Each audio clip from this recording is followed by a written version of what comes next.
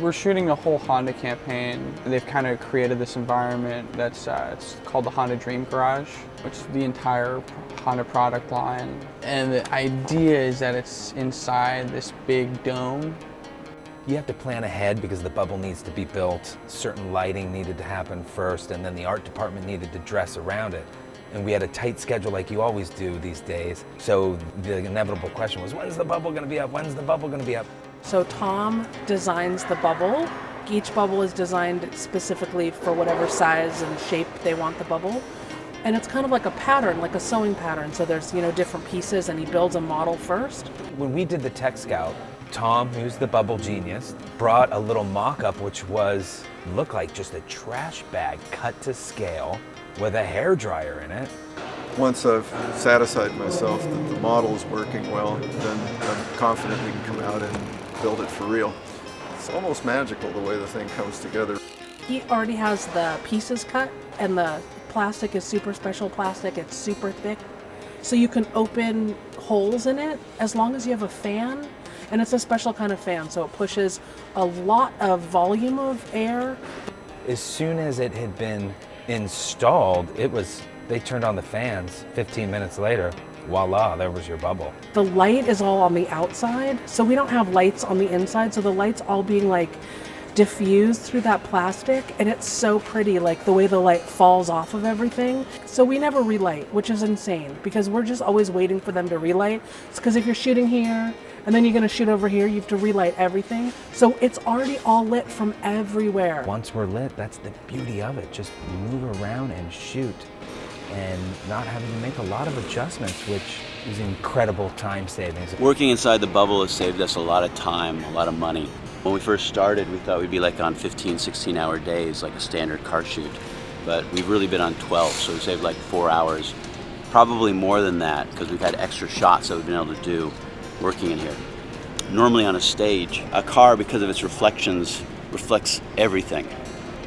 With the bubble, we have this beautiful light and reflection in the cars without any equipment ever being reflected in it other than our camera, which is a very easy fix. It makes a really pretty reflection on the cars, and also sometimes they pan up and they can see this blue circle. It looks like a skylight or something. We were called in on this job to create a ceiling for the bubble, so we're basically creating a whole structure. And there's actually a big hole in the center where it will be open sky. So Claudio, the DP, lit it that way so that everything else is kind of the white light you get from just lighting from outside the bubble. We're able just to light it pretty simply. I mean, I don't know if you could see behind us, it's just pretty minimal lighting that it takes to light the photobubble. And it gives us a lot of control. I could take a light on the outside and spot it around and find something I want, or light the whole thing evenly if I want. The magic of using the photobubble and lighting with the photobubble is you light everything from the outside. The amount of lights that you actually use inside is very minimal. There are a few lights inside the photobubble that we're using. A couple lights to light the interiors of cars, or to add a little side fill when we're inside of a car. But mainly, 98% of the lighting that we're doing in the photobubble today is just from the lights outside the photobubble and adjusting the levels to whatever we're shooting. The ring light is very specific for this commercial.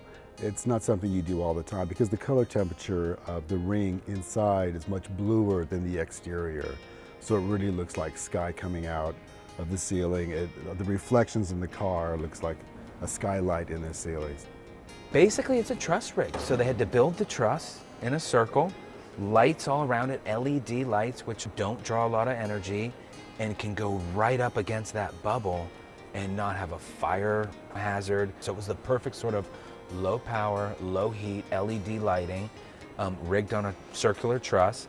And then we have a second circle truss rigged where we have a teaser hanging, which is just black duvetine, preventing any spillage of the light, focusing it just down, coming in through the top of the dome. Should help with our effects in the end, just getting that little bit of light interplay on the practical elements. It's just fantastic. It's just sciencey. It's really cool. I like it. The whole thing is like a big art installation.